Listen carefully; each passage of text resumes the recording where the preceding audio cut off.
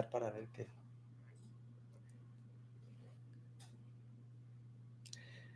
Hello and welcome.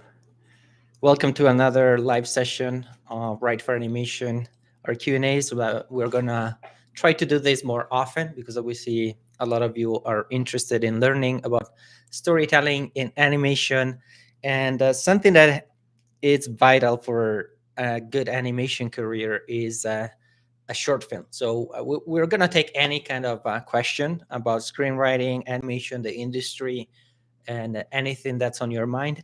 But we'll put some special attention to short films because they're so important, and I believe they're often misunderstood. I think many people would be able to really start a great career and win awards and be able to get themselves out there if they knew just some principles of storytelling that can help you really bring your short film idea to the next level. Because I see that most of the time short films are very close to be a wonderful piece of storytelling, but they fall short because um, sometimes we confuse a great moment, a great experience, and a great impactful visual experience with a good story. And when you combine the two things, then you really have something that can show that you are able to tackle any kind of story. And so that's why a short film is super important. And I believe that you can create a short film that has all the elements of a feature film. So you can think about it structurally, but also emotionally in the character journey. So as you probably know, if you've been following the channel, we are not about formulas. We're about these principles and things that we know they're working, that can help you um, advance in your story, that things that get you writing, but also things that focus on the audience. So if you want to create a short film as an expression of yourself as an artist and maybe a little experimental, that's fine. Some great short films they have that tone, and that is their their goal, just to express and showcase the artist. For us here at Write for Animation, we want to create emotions and bring the audience into our journey to help them live together with these characters. And I firmly believe that you can do it with a short film. You can actually do it with a commercial, even some 30-second or 90-second commercials. They have all the elements of an entire feature film. So let's start getting some questions. We'll keep an eye on the chat. We also have some questions here. And so I'm going to mix short film or general questions.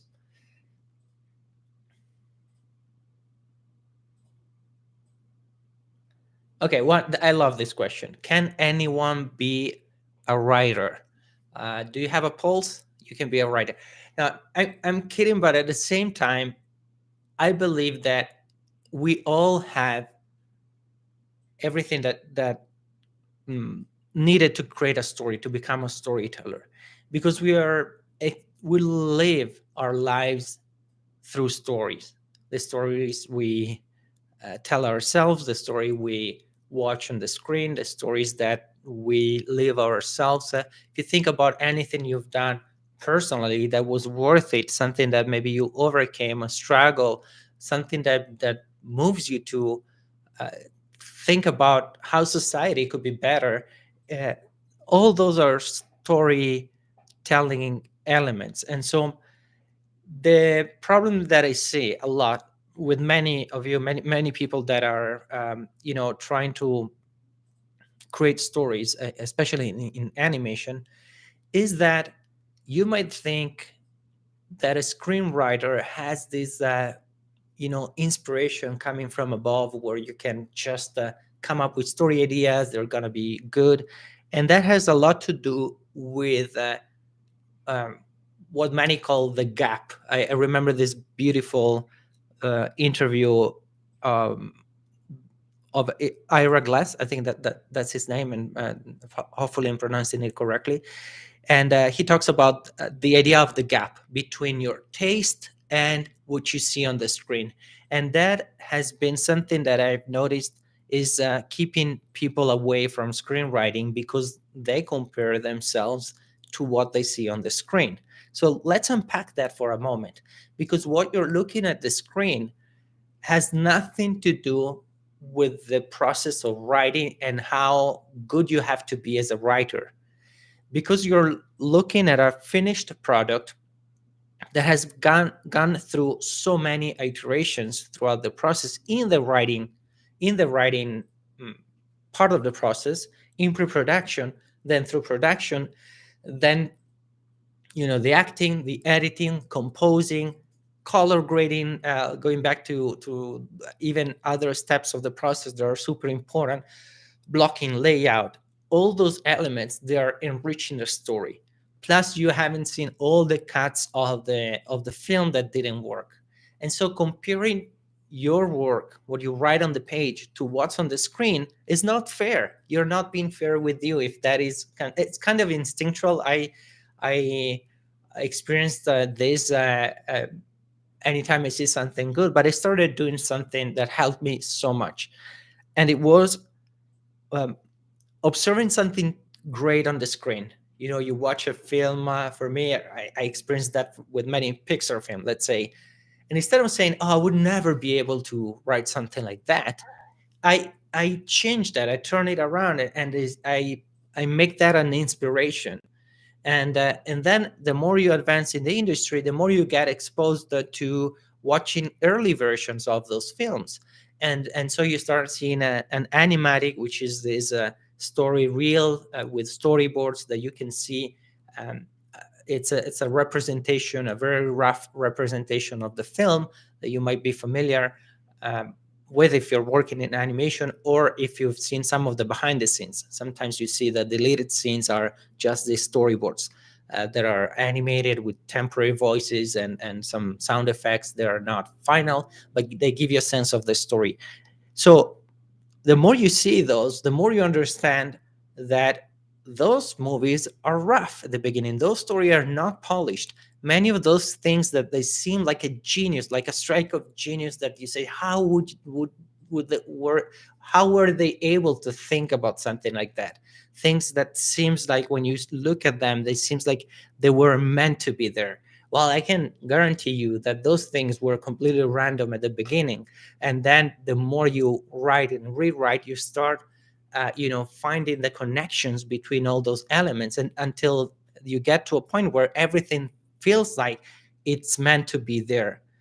Writing is more like, this is a very approximation, but the process by which your story is going to be better is very similar to you looking at the clouds and trying to find pictures and figures in the clouds. Sometimes when you look at the clouds, some of those pictures, they're really perfect. You can really see an elephant in the sky, and it's like it's there for you. You see all the details. Everything looks like it's there. But the problem is that when you compare what you write at first on the page to what is on the screen, then you are experiencing like a tiny fraction of the entire process. So many people, they believe they're not writers because they start writing. First of all, they discover that it's very hard to bring yourself to write.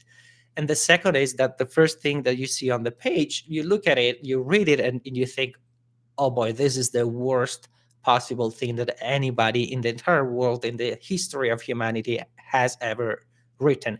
And that might be true, but it doesn't matter. It really, really doesn't matter. That's why many screenwriters will like to plan as much as we can, but at some point we want to do what it's called a vomit draft or a barf draft. Like this visceral, dropping everything on the page, just writing nonstop. And I've got the pleasure of interviewing a lot of people here at Write for Animation, and I've seen that as a strategy to overcome this writer's block that it has everything to do with your taste. So when you write something and you see that it's really bad, that's a good news for you, because it means that you can recognize what something good is. You can recognize taste, you have good taste, and so it would be terrible if you wrote the first draft of something and said, oh, this is wonderful, this is a genius idea, everything is well executed, maybe I'll polish a little bit and then we're ready to shoot. Well, I will be more worried about that. So let go of that voice that tells you that it's not good enough, because probably it's not good enough uh, at the moment, and just rewrite. That's why, this you hear a lot that writing is really rewriting. So going back to the question, I believe that anyone can be a writer. Something I discovered, like doing some soul digging, is that I was very, very proud, and that most of my friction with the act of writing and most of my writer's block, it was basically a lack of humility in terms of not wanting to admit and to just write something bad before you can turn it and make it good. It's gonna be easy? No. So you're up for something that's difficult, but the best things in life are difficult, and so I think that it's something that you should definitely try. So we have one question from Justice123. What are good ways to get people to watch my animated shorts? Well, I love that question because, first of all, congratulations. You're sharing that you have even more than one short, which is you're already in the probably 1% of people that they dream and talk about creating something, and you probably created something yourself. So, well, we live in a time and place. We're on YouTube right now, so first thing, put it out there. If you want to create a strategy for film festivals, then you can do that, and there are some rules. Some festival, they ask you to be to give the premiere to them and all that. But it sounds to me that maybe these shorts are something that you already have out there. So first of all, don't hide them away in a page on your website or on portfolio, and password protect them. If there's no specific reason to control them and keep them private, then put them out there to really put those short films there. Then depending, and feel free to tell me more in the chat, and I'm keeping an eye on that, and so you can give me more details and can give you even better, a little more tailored answer.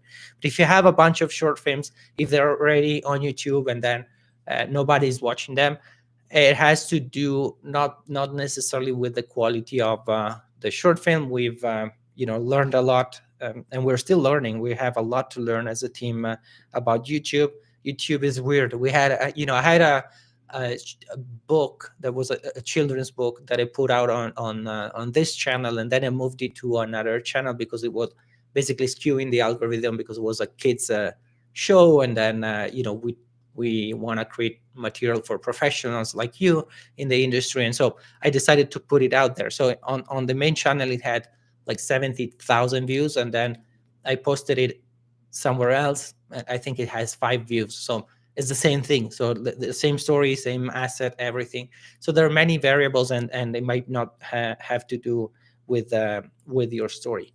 So usually when you create a short film, you're trying also to create it. When you're starting out, you want to create something around it, something that is it becomes a community, something that brings people together to watch it. So you can think about the most obvious. It would be asking yourself if your short film is touching on some themes that might resonate with a certain group in society, or a certain issue, or something that is or a certain genre or sensibility or kind of humor. It doesn't need to be all serious and very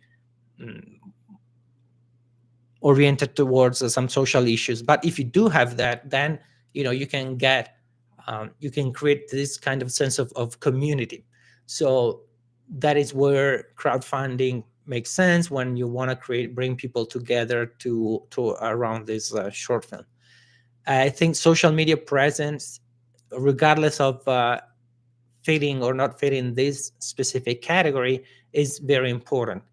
I would start, if you want to create if you have a series of short films, like it sounds like you have more than one, then you want to create your following as well, because sometimes we believe we're we're no one in the industry, we don't have what it takes, or this or that. But I'm sure that some people will react to your specific kind of filmmaking. So it might be your sense of humor, it might be even the style or the themes, or the themes of your film.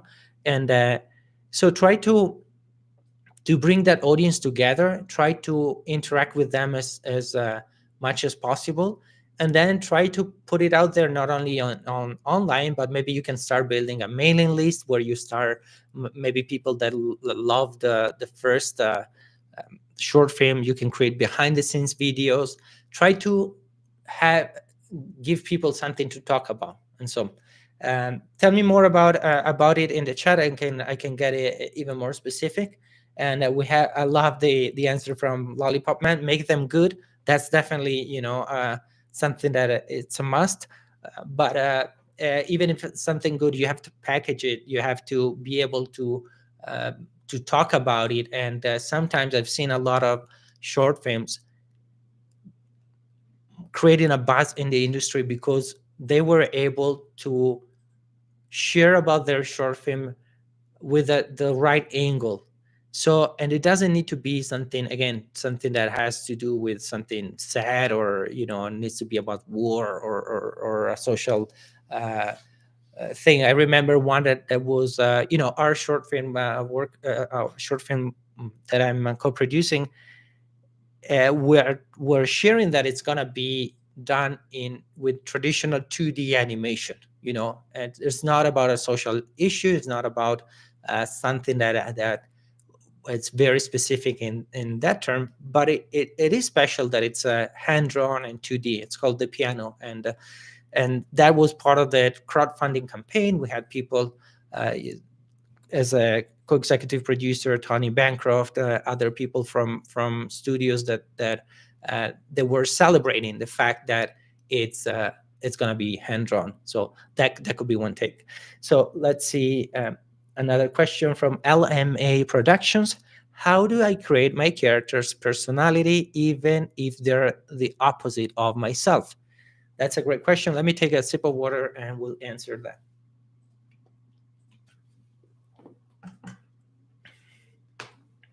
Okay, so it's a great question because we want to create believable characters. And so we also want to create characters that are completely different. Otherwise, why would you have two characters on the screen if their personality is basically the same? Unless you play with it and you make, I don't know, the cheerleaders group that are the stereotype of but even that, you want different sensibilities. If you have the bullies, you have these groups of people that we kind of recognize, we accept as an archetype of some kind of character. You still want differences in your characters, and the problem comes with the fact that you're one person. So I would suggest 2 or 3 things. Let's start with what you can do with yourself, just by yourself. So I think it's great that we present ourselves in society, with our personality. But if you think about who you are in different environments, then you realize that maybe at school you act a little differently, you think a little differently. Maybe when you're with your best friend, then it's a completely different person. I've seen so I have friends that are surprised when they see me very serious, and some other people that they see me differently because maybe it's work or maybe it's a different environment. They're surprised when maybe about some kind of humor or some other things that they didn't expect from me. And so if you think about your own life, you can kind of wear different hats. You're still, hopefully It's not a matter of putting on masks. It's just the fact that we have different personality. Even against the struggles and situations, we might have different responses. There's a part of us that is very firm, that is very, the willpower is important. There's a part of us that is more playful, that it's that maybe we think with that part of ourselves more outside the box. Maybe when we're in that state, we don't take everything so seriously. And so you can practice this in your own real life, and try to think about these archetypes. What would be, the strong, firm person, or part of my personality do? What would more of a whimsical or magical? You can even give names to the typical characters in a film. What would my magician say? My magician self say? Or what would be my I don't know, king or queen? Or try to think about uh, different ways to see a problem. And then you start recognizing some patterns, like things that could be being very optimistic against being very pessimistic, or being trying to feeling attacked all the time, or feeling appreciated, and all these little things that you can observe with on yourself first, which I think is very important. The second element is to observe people around you, and start connecting some of your characters with people you actually know, and people you interact with, not maybe your, I don't know, somebody that you learn you met them when you were a kid, and now you don't have a chance to see them. That's also valuable. You can do that with your memories. But once you connect this person with this character, then you can observe them in real life and think about the person. Don't get into weird situations, but naturally you will be observing things, that the way they respond, what they say and what they don't say, and especially under struggle, and especially you can start asking some questions as well. And so try to observe people also in your society that have different status. Maybe there's an antagonist that you need to write about, and then you try to think who is in a position of power in your surroundings, and maybe somebody that has shown to act with evil intent or malevolence, and things like that. Observe arguments, observe people that are in conflict, and sometimes you get a chance to chat with both parties, and understand different point of views. Anyway, I think that observing other people is very, very important. I would leave learning about psychology, and learning about archetypes, and learning about different kinds of personalities. It's still valuable, but I will put it as at the end of the list as the third option. Then you start understanding the different kind of personalities. There's a ton on online about this that you can learn about, and then you can start writing down some things that usually they tend to happen when you have a personality type. But I wouldn't start with those, because those they might be very structured and confused, and there's nothing like observing people in real life. Okay, so hopefully that was helpful. And remember that it's all about the human experience. That's why the more personal, the more universal your story will be. That's why you can write as an Italian young boy about a Japanese old woman, because both are humans. And then, of course, you can also, once you understand who your character is, you can do research. And I think there's nothing like going and talking to people. You're writing something about a farmer. Go and talk to a farmer. You're writing about a pilot. Go and find a pilot and ask them all the little details, things that nobody will ask them. uh, what do they love about their job? What do they hate? What is the worst thing that happened to them? What do they think when they're, I don't know, flying and they're apart from family? All the out of the thinking outside the box. What are the questions, the uncommon questions that will bring out the struggle? And so that combination will allow you then to write maybe a character bio where you start writing all of these details and create a person that the more you start exploring, the more real it feels. One more, like a bonus tip, is the fact that you can start writing some scenes where you try to listen and not dictate what the characters will say. So it's again playing with your different states and personalities that you might experience yourself, and people that if this person I know was this character, what would they say? And kind of instinctually writing that down. And this has nothing to do with your story. You can put them in very different situations. Actually, I think it's better, because if you put them in a scene that you're writing, your judging mind as a writer, it's going to judge constantly what they're saying, if it's good or bad dialogue. And it's not about that. It's just put them in a different situation. And so that you don't feel tempted to judge what you're writing, because it's a game, of course, that you're playing with yourself, but it's as if you were not writing, as if they were speaking by themselves. And that will allow you to understand tough questions. What do you think about your mother? What was your relationship with your older brother? What did you think when this happened? And maybe you take some elements that have nothing to do with the story, but then you start creating the personality. Okay, so let's go with the next one. Nicole, thank you. Say hi. I likely won't have any question, but I love a lot of your videos. Well, Nicole, thank you so much.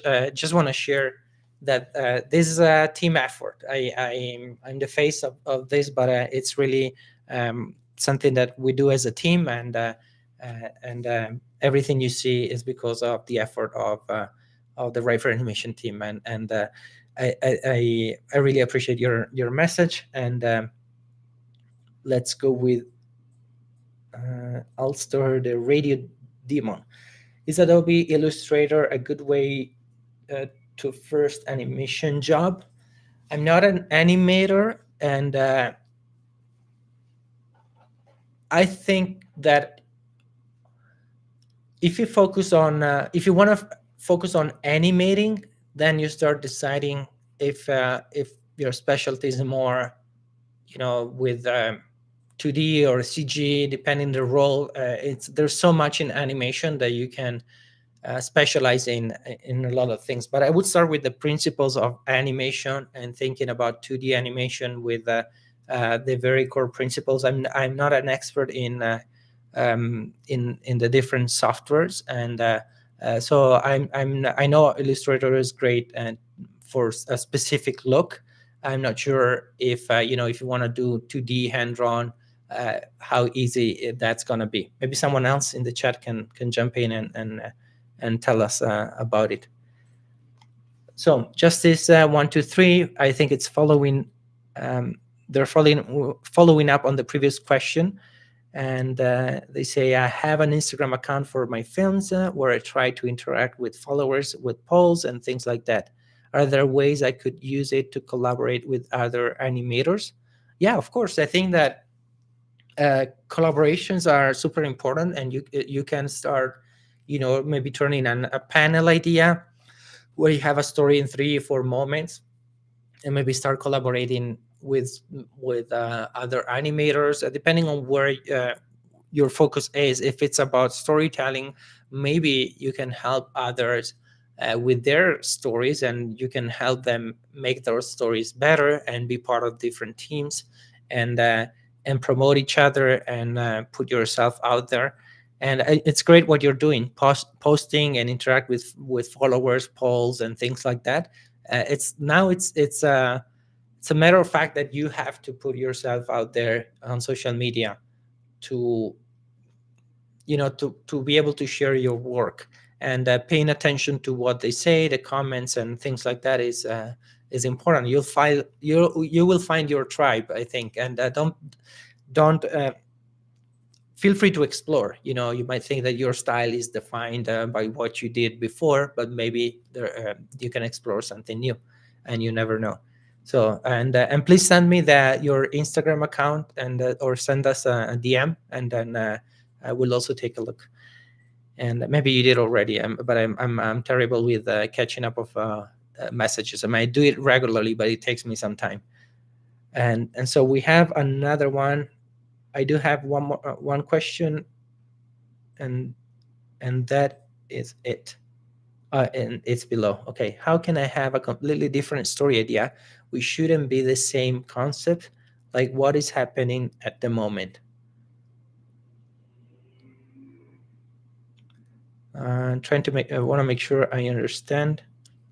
And oh, yeah, you have another one. How can I make a very impacted dialogue, and should I give it more attention to it? Okay, well, let's answer the one about dialogue, and then if you can please elaborate a little more on your previous question to make sure I'm getting that correctly.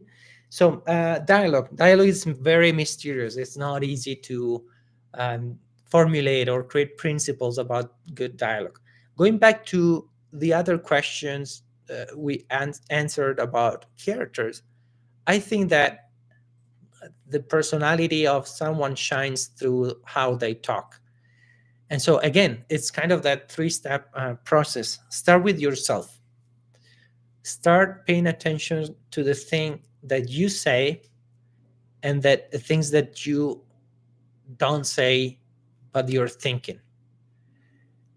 It could be trying to be polite. It could be a white a lie that gets you out of a situation, or it could be something more serious. Maybe you're lying, you're not saying something, pay attention to those moments. I'm not suggesting that you nurture those moments at all, but I think that there's always something deeper. We when we refrain from saying something, when we say something but we are really thinking about something else, and those are the things that make dialogue interesting. When you watch a film, you start realizing that the character would say something, but there's something heavier that is the unsaid, and that's called technically in narrative terms the subtext. And think about this as the tip of the iceberg that you see. That's the dialogue. Every line of dialogue should bring with them a heavy load of the things that have been left unsaid. And sometimes the lack of dialogue, the fact that someone is not answering, that is also louder than many words, and more impactful and significant. And so the best way of thinking about dialogue is, first of all, trying to avoid it, not as something to do to fit a format, or because you've heard about it in a screenwriting book.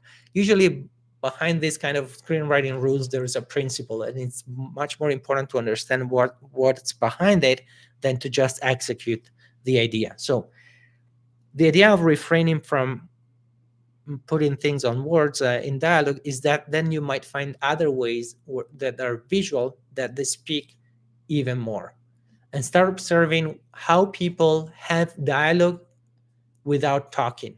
Little details. They could be good things like acts of kindness, moments, and even the way people look at each other in different situations. Look at interactions. You might see interactions where two people are talking, and maybe you can observe that one is into the other person, but they're not. The conversation they're having is a meta conversation. It's a way to express something deeper, and you can start observing all those dynamics yourself. Those are great dialogues. Sometimes people, they think that writing good dialogue and observing in real life dialogue is about finding the chain of words, like going to the bus and overhearing a conversation and writing down, oh, that's how people express themselves.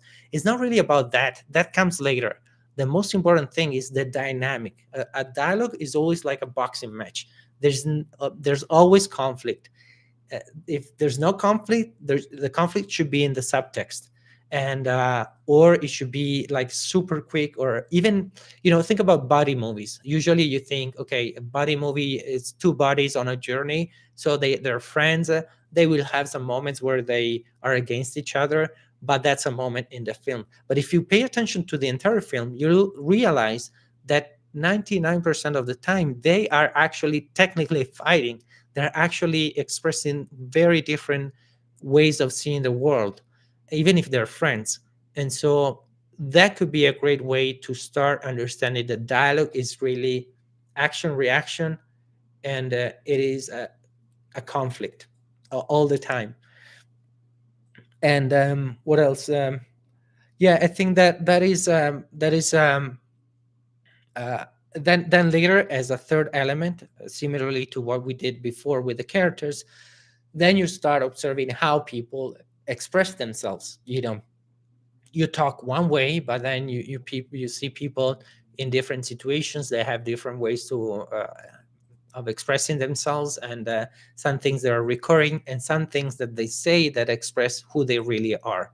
And that's something that you can observe with yourself. And what are some things that you say as a judgment towards things that happen to your life? Like, you might find yourself saying, oh, I will never, I don't know, find love, whatever. Uh, there are some stories that we tell ourselves, and uh, that they're there, and that we see also in characters. There are key elements that you can observe in film that are, expressing out much deeper. One more thing. I think it's important not to be afraid of expressing what the movie is about and what the character wants and needs through dialogue. You will, the more you learn about screenwriting, the more you learn about this idea of a character that wants something, but they really need something deeper, at least in the classical structure and character arc. And it's not that clear to the movie. When you watch the movie, you go, for the fun, the adventure, but there's always a deeper element, an external goal, something they want, and something they really need. And then a theme starts to emerge, and we talk about that in many of our videos, and we get even deeper in the Write for Animation Academy, which is our community that you can sign up to if you want to, if you're serious about this, and you want to become a better storyteller. That's something we have to offer to you. But anyway, we'll get back to that later. What I want to say about those elements is that sometimes we are too afraid of just telling it like it is, to spit the theme of the movie out there at the very beginning. And when you observe films you love, and you created an analysis of the film, you studied the film, then the theme of the film is very clear. You will observe that in dialogue, that people would tell the main character, maybe I'm exaggerating a little bit, but they would tell the character, you want this, but you really need this other thing, but they are blind to it. And then little by little, they learn. A great example is Finding Nemo. You can observe the dialogue between Marlin and Dory, and you'll recognize all that. Okay, well, we have a lot more questions. Okay. I've been making a movie, and I have been making characters of my life. I like that. I like the fact that you are getting inspiration. Are there any courses in the future, Matthew? Are there any courses or in the future? If you're asking if we have courses coming up, that's what we offer in the Write for Animation Academy. And I would extend an invitation to all of you. If you're here, it's because you're passionate about the craft. And the Write for Animation Academy, it already includes a course that now we are reproducing. It's called Write Your Animated Short Film Script. And it will guide you through the process of writing from the very first idea to a final script, and then also some input and some ideas on what to do next. So you might want to produce it, you might want to create a pitch deck, and we guide you step by step. The idea is to complete it in 4 to 5 weeks, depending if you want to extend to the pitch deck and other things. And you can sign up today from writeforanimation.com/academy. And there's so much included. I don't want to make this turn this into a commercial, but it's we have daily writing sessions twice a day. We write together every day at 9 a.m. and 4 p.m. Pacific time. Then we have Feedback Fridays with hosted by Manuela, where we work on each other's story, giving and receiving feedback. We have a script reading club where we learn a lot of this, like what I was referring to before. And there's a lot more guest speakers. We're getting a lot of new guest speakers, especially this year. And a lot more. You can explore everything from writeforanimation.com/academy. And there's a promotion now that if you sign up for the annual, there's something special that you're going to receive. It includes a one-on-one session with me, so we can jump on a Zoom call and work on that. So if that was the question about courses, that is what we have now. Multiple courses will come later, but now it's the Write Your Short Film course, and it's a great experience because sometimes we kind of wanna create our next Harry Potter saga or a series, but if you cannot master the craft with a short film, then it's gonna be it's kind of trying to run a marathon before running around the block. So that's why we picked as the first course focusing on short film, because if you understand a short film, then all those principles can be applied to a feature film and to a pilot, to a series. And I think, and sometimes you can create a short film from your story idea that has to do with the series of the feature film or the feature film. So Matthew, let me know if the question was something else, but we'll keep going in the meantime. Let's go with what I mean is an idea which is completely new, which shouldn't have any similar aspects as previous ideas which already got introduced. Okay, let me go back to the first one. I imagine that this is, I'm not sure if you're talking about different stories that are not wanting to be too similar, or if it's different ideas within the story.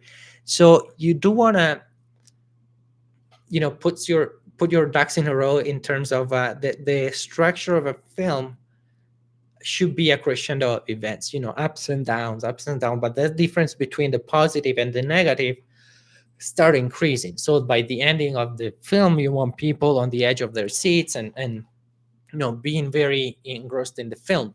That's why the 3-act structure is very helpful, not because Hollywood invented it or Aristotle invented it. It's really the way we experience life, but also the way you want an experience for the audience. You don't want the best, most exciting thing at the beginning, and then at your ending is kind of slower. So you want a progression.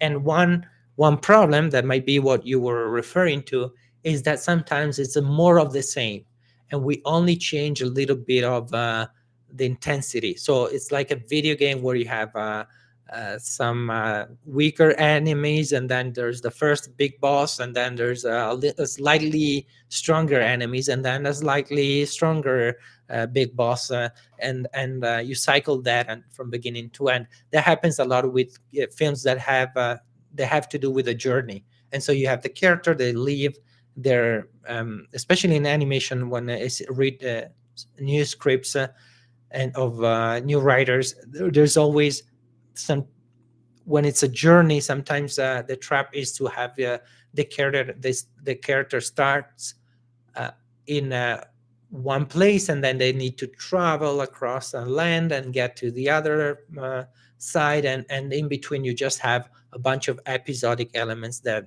repeat themselves, or they increase just in intensity. The approach that we teach, and you can find a lot of videos, and of course we go even deeper in the Write for Animation Academy, is focused on the character's journey. So it's not about how different those moments are, but how different the character is internally. in relationship to what they need to learn in the story. And so that is what we focus on a lot, and I think it's the best approach, so that you start with the character's journey and then you find the moments that will go against what the character is going through.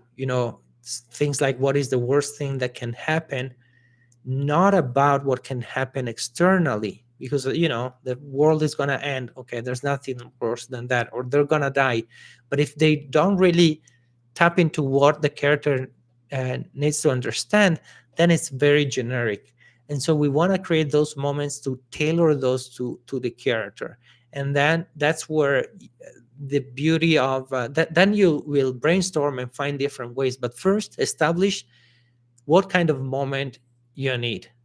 For example, if it's a very selfish character that they've always thought about themselves, and the journey is for them to understand that the more you give, the true happiness is found in what you give and not what you get. That could be an idea. So at some point you might want a moment that challenges your character, and to the point that they try to be a little more generous, and they can experience joy from that. That is your that is your goal. And then you start brainstorming like 1,000 different ways to do that, but that is the core element, the pillar that you want in that moment in the story. And you start creating all those moments, focus on what the character, what they want and what they need to learn. And hopefully that helped you with the answer. If it was more about finding different stories and different story ideas, it's basically just brainstorming. It's kind of homework of if they're too similar, well, do it again and again and again, and try to think outside the box until you find something different. Okay, we have time for a couple of questions. I'm going to try to select people that we haven't answered, and but we are doing this more often. We have one in March. We'll announce that on Instagram and right next Friday. Okay, Mildred is helping me here with next Friday, and so you can come back and ask your question. So let's go with Diblik Mendizabal. Hopefully I'm pronouncing that correctly. If I go to a convention like Pixelatl, what recommendations do you have to network with animators? That's a great question, and I hope to see you at Pixelatl, because I should be there as well with my team as well.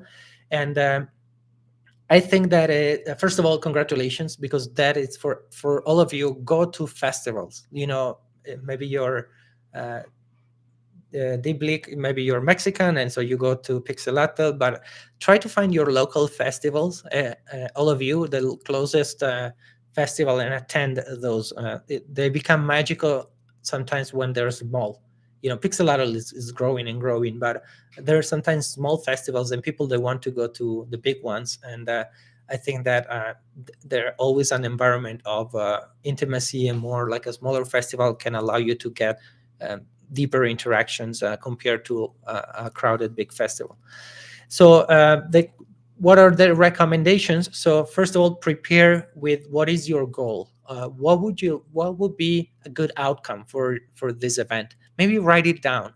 Something like, it would be amazing if I met a person that could I don't know, offer me an internship, or a great animator for my project that loves this style. Just to keep that in mind, not to block yourself and not be open to anything that can happen, but your brain will look for those opportunities even in the subconscious. It's like when you let's say you're thinking about buying a new car, and then you identify a model, then you go around the street, and your brain sees that car everywhere, because it's been on top of mind. And that's very helpful with goals, because also you can formulate that when you meet other people. Let's say you want to get into an internship, you might have a conversation with someone, and maybe you can ask, do you know about someone that might need interns, and maybe they can help you reach your goal. Networking is also about listening more than you talk. So it's good to have your goal, but don't get and just ask people for what you need. Go and listen, because that is, I think, the most important thing that you can do at a festival. Even if you get some, solo time, one-on-one time with a person that is really someone that you admire, or someone that you always wanted to talk to and get feedback on something. Try to go and listen. Also, a tip is to think about what you can do to help others. And sometimes you might be in a situation where you are with a very experienced animator or filmmaker. So the first reaction would be, how in the world would I be able to help them? It's I have nothing to offer. Well, that's probably not the case. And so when you start thinking about how you can help anyone in any given situation, then again your brain will help you. You'll be more attentive of little things that you can do. Then from little things like, maybe there's someone that you admire that's standing under the sun and signing books, and maybe you offer a bottle of water, or something like that. Try to be helpful in any situation. And listen a lot, have your stuff prepared, but don't approach people with the goal of having them look at your stuff right away. Something that is important is to find the right moment to pitch or show your stuff.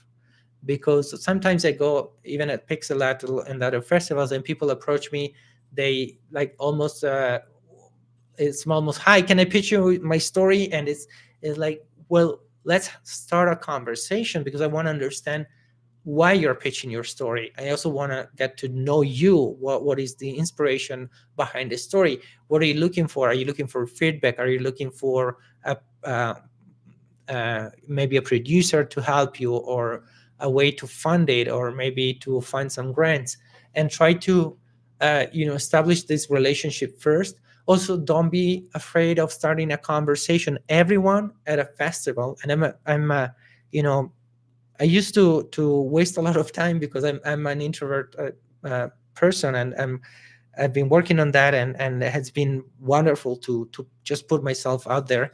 And but if you go there and you sit on a corner, and you pretend to be busy on your phone instead of interacting with other people, that is that's how I used to waste a lot of opportunities. And everybody's there, and everybody's waiting for someone else to approach them and say, hey, hi, I'm Pietro, nice to meet you, what's your name? That's all you need. I mean, there's no clever line that is not gonna make it maybe a little uncomfortable, depending on your personality. I've bumped into people and created great relationships just because I pushed myself over the like the how do you say it, my shyness, and the fact that I didn't want to approach others. Maybe that's not your case. Maybe you're super social and extroverted. But if any of you think that I'm socially awkward, it doesn't matter. It really doesn't matter. We're all in this industry to help each other, and people are used to exploring and meeting different personalities. That's the beauty of it. And if you look at someone and you barely think that maybe you should talk to them, well, count to 5, and before 5 you go and do it. Don't entertain yourself, don't negotiate with yourself. You just go and introduce yourself, even if it's going to be awkward. That is great. Let's well, we actually have to finish. We usually do 45 minutes of this, and I want to thank you all for coming. There are some questions that are not answered. I invite you all to explore this promotion on the Write for Animation Academy. It includes the course, but more than the course itself is the community. The fact that you, wherever you are in the world, you can feel part of a community. So you're not doing this alone anymore. We have people from really all over the world, and we meet every day together. We write together. We encourage each other. And my goal is for you to see your projects on the screen, but also to make a living from this beautiful craft. I think it's the best job in the world, and we want to create something that is encouraging, positive, that helps you, holds your hand through this sometimes difficult and lonely process. So check that out at writeforanimation.com/academy. There is a promo there, and feel free to reach out anytime at pietro@writeforanimation.com. I cannot read your scripts, but I can answer all of your questions. And so I always do. It might take me a while. Sometimes it takes me a while, but I'll get there. So thank you all for coming. Thank you for the support. And I'll see you next time.